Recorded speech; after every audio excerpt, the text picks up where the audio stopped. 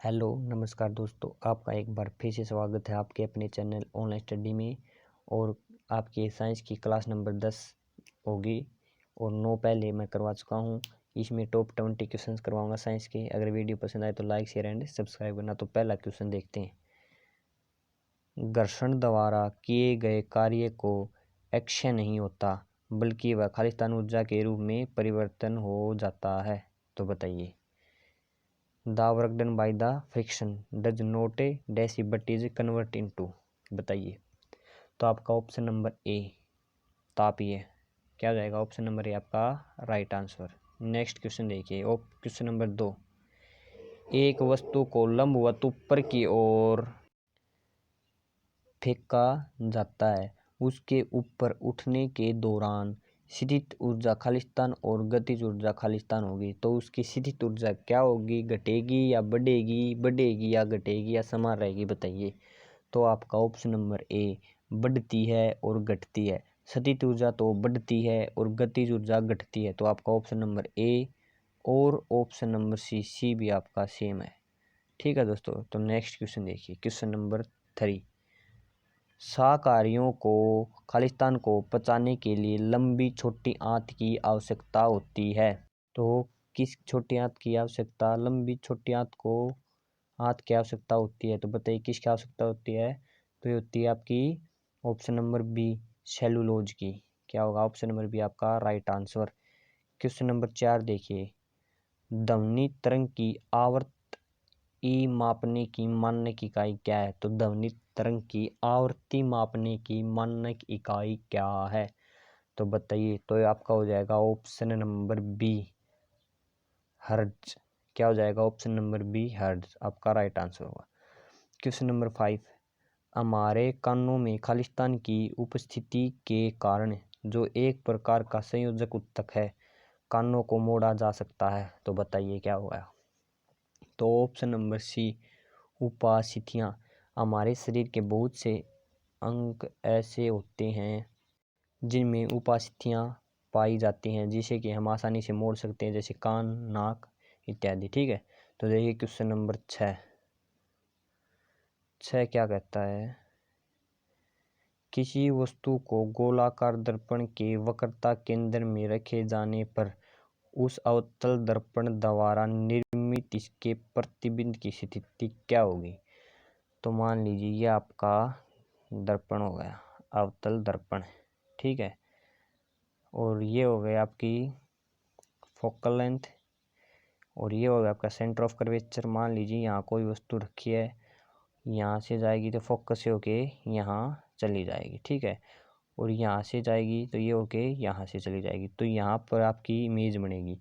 और ये इमेज कैसी बनेगी। तो ये बनेगी रियल और इन्वर्टेड तो इमेज बनेगी आपकी ये। लेकिन ये कहाँ पर बनी है, ये बनी है आपकी वक्रता केंद्र पे, यानी कि सेंटर ऑफ कर्वेचर के ऊपर ही बनी है। तो ये पूछा सा आपसे। ठीक है। तो देखिए क्वेश्चन नंबर 7। पोटासियम की परमाणु संख्या 19 है और इसकी द्रव्यमान संख्या 39 है। तो इसके परमाणु न्यूट्रॉनों की संख्या क्या होगी। तो देखिए ये आपका पोटासियम का एटॉमिक नंबर क्या हो गया, 19 हो गया। ठीक है। और इसका द्रव्यमान है 39। ठीक है। तो इसे कैसे निकालेंगे। तो हम निकालेंगे n is equal to 39 minus 19 is equal to 20 आपका राइट आंसर हो जाएगा।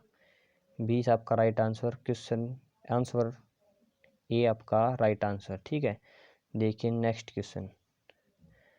Question number 8। तो देखिए क्वेश्चन नंबर 8 क्या कहता है। खालिस्तान चौथे आवर्त और दूसरे समूह में मौजूद तत्व हैं। बताइए कौन सा तत्व चौथे आवर्त और दूसरे समूह में भी मौजूद तत्व है। तो आपका option number D right answer calcium. ठीक है। क्वेश्चन नंबर 9 देखिए। किसी व्यक्ति द्वारा खालिस्तान लेने से एसिडिटी ठीक हो जाती है। बताइए क्या लेने से एसिडिटी ठीक हो जाती है।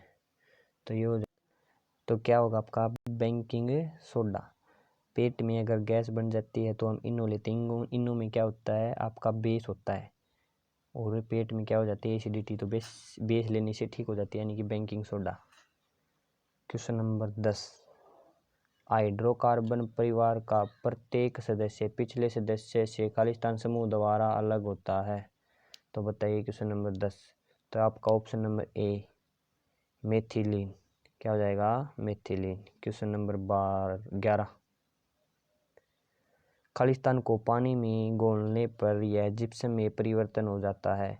बताइए इनमें से कौन सी वस्तु है जिसे हम पानी में घोलते हैं तो वह जिप्सम में परिवर्तित हो जाती है। तो हो जाएगा क्वेश्चन नंबर डी आपका right answer, calcium sulphate hemihydrate. Option number D आपका right answer. Question number 12, alcohol और एथिल अल्कोहल के आणविक द्रव्यमानों में खालिस्तानी इकाई का अंतर होता है। बताइए। तो जाएगा ऑप्शन नंबर ए 14 का, कितने का, 14 का। क्वेश्चन नंबर 13, द्रव्यमान 10 kg का एक ब्लॉक समान रूप से अपनी प्रारंभिक अवस्था में 20 सेकंड में 2 मीटर पर सेकंड की गति तक बढ़ता है। 0 से 20 सेकंड के अंतराल में विकसित औसत शक्ति क्या होगी। तो बताइए, मान लीजिए ये आपका कोई बक्सा है, ये कितने का है, ये 10 kg का है और ये यहाँ चला जाता है, 10 kg का ये ठीक है, कितनी सेकंड में, 2 मीटर पर सेकंड में। तो u is equal to 0, t time कितना, 20 सेकंड, ठीक है। और आपकी काइनेटिक एनर्जी का फॉर्मूला क्या होता है, हाफ mv स्क्वायर, क्या होता है, हाफ mv स्क्वायर। तो देखिए 1/2 गुणा में कितना है, 10 गुणा में 2 सेकंड v की स्क्वायर, तो वेलोसिटी कितनी है, 2 2 दूनी 4, तो यह होगा आपका 20 जूल। तो 20 जूल होगा। तो देखिए शक्ति का फॉर्मूला क्या होता है, शक्ति का फॉर्मूला होता है एनर्जी अपॉन में टाइम। तो हो गया 20 जूल, तो आपकी एनर्जी है और टाइम कितना है, 20 सेकंड। तो यह आ गया आपका 1 वाट। ये आपका राइट आंसर, किस option number C will be right answer, 1 watt. तो नेक्स्ट क्वेश्चन देखिए, क्वेश्चन नंबर 14, निम्नलिखित में से कौन मसूड़ों के रक्तस्राव को रोकता है। तो बताइए कौन सी विटामिन आपके रक्तस्राव को रोकती है मसूड़ों के। तो ये हो जाएगा आपका option number A right answer. कौन सा, option number A right answer, एस्कोबिक acid, एस्कोबिक acid आपका सही होगा। क्वेश्चन नंबर 15, स्थिर या गतिज अवस्था में परिवर्तन का प्रतिरोध करने की एक वस्तु की प्रवृत्ति को खालिस्तान कहा जाता है।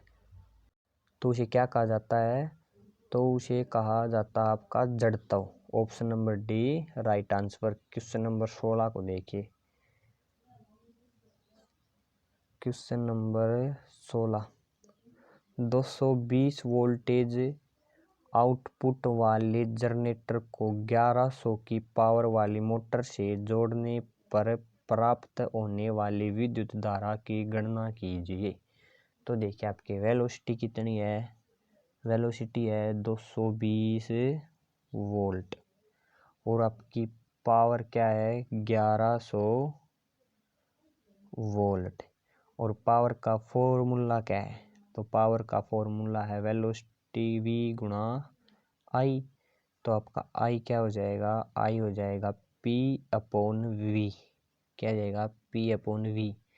तो p कितना है, 1100 अपॉन में v 220, 0 से 0, इसे काटेंगे तो ये आ जाएगा 5a। तो आपका 5a राइट आंसर हो जाएगा, यानी कि option number C will be right answer. तो क्वेश्चन नंबर 17 देखिए, विद्युत ऊर्जा की वाणिज्यिक इकाई खालिस्तान है। तो विद्युत ऊर्जा की वाणिज्यिक इकाई क्या है? तो आपका ऑप्शन नंबर सी, किलोवाट घंटा, किलोवाट ओवर्स। और 1 किलोवाट ओवर्स में को हम ये भी लिख सकते हैं 3.6 गुणा 10⁶ जूल, ये भी लिख सकते हैं। देखिए क्वेश्चन नंबर 18, डोरबेराइनर उन समय ज्ञात तत्वों से केवल खालिस्तान त्रिकों को पहचान सके, बताइए। तो ये आपका हो जाएगा क्वेश्चन नंबर डी 3। ठीक है जी। क्वेश्चन नंबर 19, वह पौधा जो कायिक प्रवर्धन द्वारा नहीं बढ़ता, तो बताइए आपका वह कौन सा पौधा है जो कायिक परिवर्तन द्वारा नहीं बढ़ता? क्या पूछा? नहीं बढ़ता। तो आपका option number D right answer, पपीता, पपाया। ठीक है। क्वेश्चन नंबर 20 देखिए। क्वेश्चन नंबर 20, 450 न्यूटन भार वाली लड़की की द्रव्यमान क्या होगी? तो मान लीजिए ये आपकी एक लड़की है, ठीक है, और इसका वेट है W = mg। तो mg 450, ठीक है, 450। तो आपका m = 450/9.8, ये हमें माननी है वैल्यू, g की वैल्यू माननी है 9.8। तो इसे काटेंगे तो ये आएगा आपका 45.9 kg। तो ये आपका राइट आंसर हो जाएगा ऑप्शन नंबर डी, आपका राइट आंसर। ठीक है दोस्तों, तो ये थे आपके टॉप 20 क्वेश्चन। अगर वीडियो पसंद आई हो तो लाइक करना, शेयर करना एंड कमेंट करके ज़रूर बताना कि वीडियो कैसी लगी। अगर दोस्तों इस 20 क्वेश्चंस की PDF प्राप्त करनी हो तो नीचे टेलीग्राम चैनल का लिंक है, तो उसे टेलीग्राम चैनल को भी ज्वाइन कर लेना। धन्यवाद।